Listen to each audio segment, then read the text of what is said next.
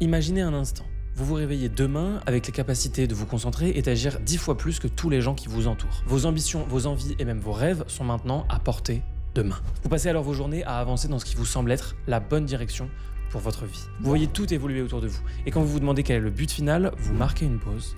Vous n'êtes pas sûr, mais tout vous ramène à une seule chose, la liberté.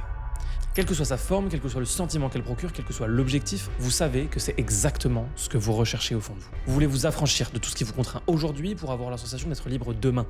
Alors vous continuez d'avancer, d'avoir des ambitions, des envies et des rêves, sans vous poser plus de questions sur le réel objectif de tout ça.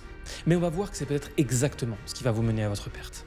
Parce que la recherche de la liberté n'est qu'une quête sans fin qui ne peut se résoudre qu'en reconsidérant entièrement la notion même de liberté. Sans ça, vous ne l'atteindrez jamais.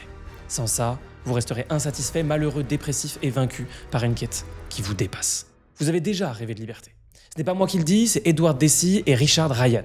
Dans leurs travaux publiés en 1985, ils identifient la volonté de liberté comme l'un des 3 besoins psychologiques fondamentaux. L'idée clé, c'est que, d'un point de vue universel, les humains ont besoin de se sentir à l'origine de leurs actes et de ne pas être forcés ou contrôlés. Vous avez peut-être même déjà utilisé les termes devenus complètement ridicules de liberté géographique, liberté financière ou liberté temporelle, qui vous ont été mis dans le crâne. Quand vous aurez compris ce que je suis en train de vous expliquer, vous vous interdirez de les utiliser. Parce que vous aurez compris à quel point ils font de vous la future victime d'un fantasme qui ne vous satisfera jamais. Au fil de cette vidéo, vous allez rencontrer 3 personnes, Sam, Chris et Alex. Et nous comprendrons surtout quelles sont les vraies raisons qui vont vous empêcher de devenir libre et comment adopter un nouveau regard pour ne pas tomber dans l'illusion qui nous guette tous. Avant de plonger dans leurs histoires, mettons les bases. Qu'est-ce qu'on entend par liberté ? La liberté, dans son sens commun, c'est l'idée de pouvoir faire ce que l'on veut, quand on le veut, sans subir aucune contrainte imposée par l'extérieur. C'est le sentiment d'agir par soi-même, de choisir son mode de vie et ses priorités sans que personne ne nous dicte nos décisions. Ce sentiment renvoie à l'autonomie et à la possibilité d'exercer sa volonté de manière indépendante, qu'il s'agisse de gérer son temps, son argent ou ses déplacements. Elle fait rêver parce qu'elle renvoie à ce contrôle dont l'humain a besoin pour se sentir vivant. Tout le monde sait ça depuis des dizaines d'années, et des milliers de scientifiques l'étudient en profondeur depuis des siècles. Pourtant, tout le monde continue de tomber dans le même piège, encore et encore. Alors pourquoi parle-t-on de gagner sa liberté ? Parce qu'on s'accorde tous à le dire, nos vies comportent des contraintes. Et ces contraintes nous bloquent, nous freinent et nous restreignent. Pas seulement dans nos actions, mais aussi dans nos aspirations. Et on s'en rend compte quand on voit d'autres personnes profiter de ce qui nous semble être la vraie liberté. Ou même, parfois, quand on y goûte nous-mêmes. Notre champ des possibles actuel nous semble alors limité. Et cette limitation nous donne envie de changer pour atteindre cet idéal. Être plus libre.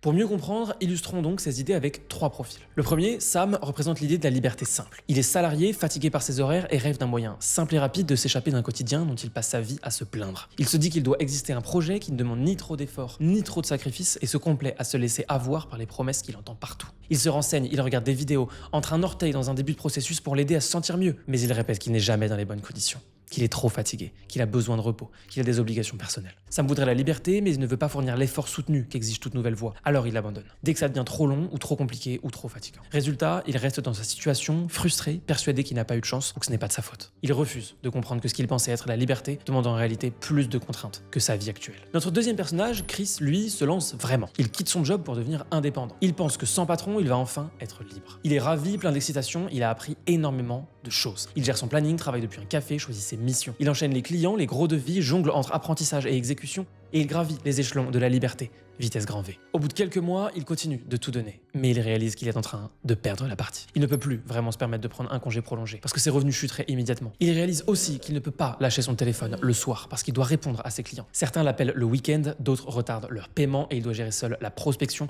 la comptabilité, la production, les rendez-vous, les retours, les mails administratifs. Chris réalise qu'il a remplacé un patron par des dizaines, ses clients. Il a gagné une forme de liberté formelle, mais il est submergé de contraintes opérationnelles. En fait, il a échangé une dépendance hiérarchique contre une autre. Il n'a pas gagné de liberté. Il a transformé les contraintes qu'il subissait en de nouvelles qu'il subit de plus belles. Vient alors Alex, notre 3e héros, qui a dépassé les contraintes de Sam, traversé les tempêtes de Chris et a réussi à naviguer jusqu'à la liberté tant recherchée. Il a créé une structure qui marche sans lui. Il gagne sa vie mieux que tout ce qu'il aurait pu imaginer et il voyage énormément. Il passe du temps avec ses amis, avec sa famille, avec sa femme, et de l'extérieur, il a enfin gagné toute la liberté dont lui, Sam et Chris rêvaient. Mais Alex commence à ressentir quelque chose à l'intérieur de lui, quelque chose qui grandit de jour en jour. Il s'habitue à ce confort et se retrouve peu à peu à désirer davantage. Il est bien plus loin que tout ce dont il avait rêvé, mais il se met à rêver de plus encore. Alors il se compare à plus riche, à plus influent. Il vise des paliers supérieurs. Il met de plus en plus de choses en place et le stress des débuts ne fait que prendre de plus en plus de place. Il doit gérer sa notoriété, sa concurrence, ses collaborateurs, passe moins de temps avec sa famille, perd des proches. Le cerveau s'adapte à tout, même aux situations de succès, et réclame sans cesse la prochaine étape. Alex n'est pas libéré, il est pris dans une course interminable où il n'est jamais vraiment arrivé. Même si vous pensez pouvoir y échapper, le phénomène que je viens de vous décrire va détruire votre vie à petit feu. C'est ce que les scientifiques appellent l'adaptation hédonique. Des études menées par Brickman et Campbell en 1971 ont mis en évidence le phénomène du tapis roulant hédonique. Lorsque nous obtenons quelque chose de nouveau, que ce soit une promotion, une nouvelle maison, un succès ou n'importe quelle avancée dans notre vie, notre cerveau s'adapte. Nous ressentons d'abord de la satisfaction, mais très vite, ce niveau de satisfaction devient notre nouvelle normalité. Résultat, le bonheur initial retombe et nous nous fixons un nouvel objectif, plus élevé. À chaque palier, nous avons l'impression que c'est le dernier, puis nous nous en fixons un nouveau. C'est ce qui explique pourquoi on en veut toujours plus ou mieux, même après avoir franchi n'importe quel palier, y compris ceux dont on ne rêvait même pas. Nous sommes condamnés à avancer parce que notre cerveau nous le dicte, sans vraiment savoir pourquoi. Voilà pourquoi vous hésitez quand on vous demande pourquoi vous voulez avancer. Voilà pourquoi vous êtes condamné à subir l'illusion de la liberté.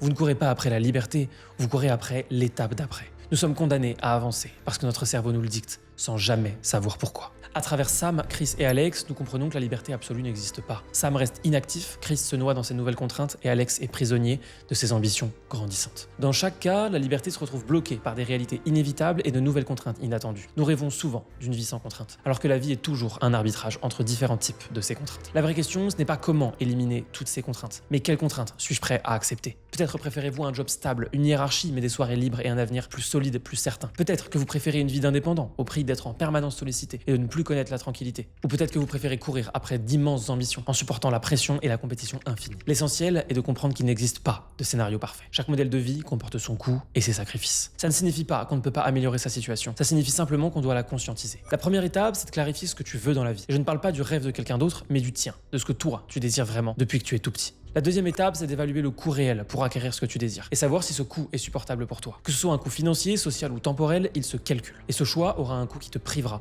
d'une autre partie de ta liberté. À toi de voir de quelle liberté tu acceptes de te priver pour gagner celle que tu recherches. La troisième étape, c'est d'accepter une période plus difficile pour acquérir de nouvelles compétences, organiser une transition de vie ou se forger de nouvelles habitudes. Et il est crucial de définir tes propres limites. Quel niveau de stress, quel niveau de risque es-tu prêt à supporter? Ne te surestime pas, mais ne te sous-estime pas non plus. Vous n'êtes peut-être pas capable de monter un empire, mais vous êtes certainement capable de vous créer la vie que vous souhaitez. La quatrième étape, pour éviter de courir après un objectif toujours plus lointain qui ne fait que s'éloigner à chaque fois qu'on essaie de l'effleurer, il est indispensable de se rappeler pourquoi vous faites les choses. Qu'est-ce qui vous motive avant tout? Qu'est-ce qui vous pousse à vous lever le matin? En fin de compte, la liberté, ce n'est pas l'absence de contraintes, c'est la faculté de choisir les contraintes qui vous conviennent. Les trois exemples montrent trois illusions dans lesquelles vous êtes certainement. Croire qu'on peut être libre sans effort, croire qu'on est libre en étant indépendant et croire qu'on est enfin libre quand on a tout réussi. En réalité, chacun se retrouve confronté à d'autres difficultés qui surgissent au fur et à mesure. Plus on en est conscient, plus on peut construire notre propre version d'une liberté, qui sera certes imparfaite, mais qui sera bien plus saine que la recherche obstinée d'un idéal inatteignable.